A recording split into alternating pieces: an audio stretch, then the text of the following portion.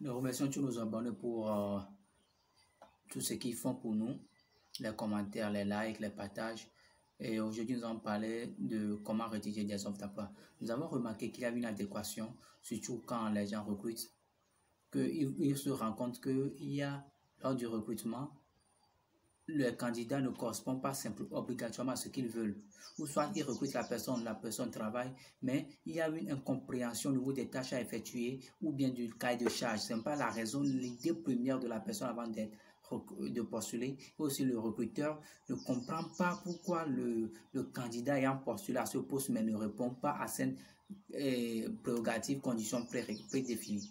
Alors, pour pallier à cela, nous avons remarqué que la question ne se pose pas obligatoirement au niveau du recrutement, mais aussi au niveau de la rédaction de l'offre d'emploi. La raison pour laquelle aujourd'hui nous avons vu et ému l'idée de faire une vidéo concernant la rédaction des offres d'emploi. La rédaction des offres d'emploi a au moins 8 points que nous allons découvrir. Donc restez jusqu'à la fin, nous allons parler de ces 8 points.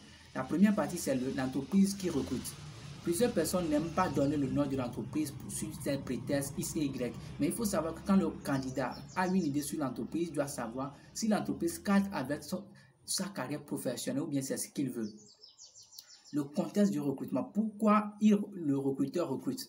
C'est très important, ça permet de savoir pourquoi nous voulons recruter. Et aussi le candidat aussi plus psychologiquement pour pouvoir savoir, parce que à la lecture de l'offre d'emploi, ça donne une idée sur l'entreprise qui recrute, sur le professionnalisme de l'entreprise, sur la viabilité de l'entreprise et sur la catégorie de type d'entreprise dont il s'agit. Donc, il y a premièrement le nom du recruteur, le contexte du recrutement, le poste à pouvoir, le poste pour lequel on recrute, soit être clair et défini. Après, le profil. Le recruteur veut quoi exactement comme profil? Bac, plus de licence, master ou bien bac. Il doit être très précis sur le profil, les qualifications. Maîtriser quel système, maîtriser quelle matière informatique. Ça aussi doit être fait. Après cela, il y a la compétence technique. Pour les comptables, qu'est-ce que la personne doit savoir obligatoirement faire? Le nombre d'années d'expérience obligatoire. Mais de façon générale, ce que la personne doit savoir. Par exemple, si on prend l'ingénierie BTP, la personne doit savoir comment calculer les ponts et chaussées, je ne sais pas. Donc, toutes ces choses-là doivent être techniques. Les côtés techniques liés à l'emploi doivent être bien définis dans l'offre d'emploi.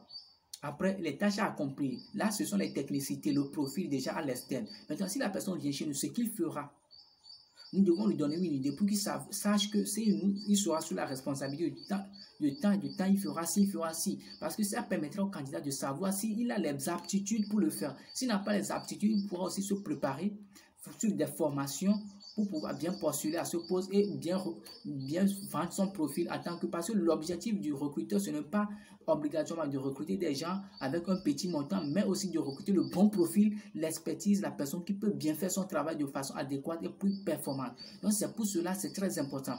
Après avoir expliqué les tâches à accomplir, nous devons faire quoi? La date de dépôt, l'adresse de dépôt des dossiers. Et bien avant la date de dépôt, il faut aussi savoir comment constituer le dossier. Nous, on veut quoi comme dossier du candidat?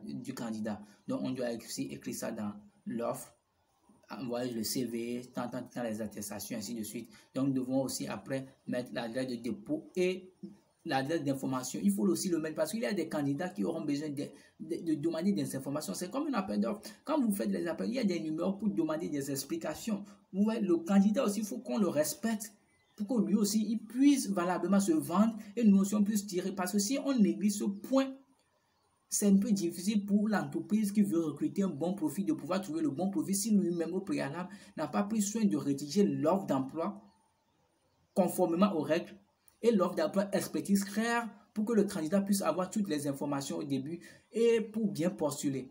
Vous voyez? Donc, ce sont les points que nous avons pu partager avec vous aujourd'hui dans cette vidéo. Si vous avez aimé, likez la vidéo, partagez à vos amis. Nous ferons d'autres vidéos et nous sommes là pour vous. Merci.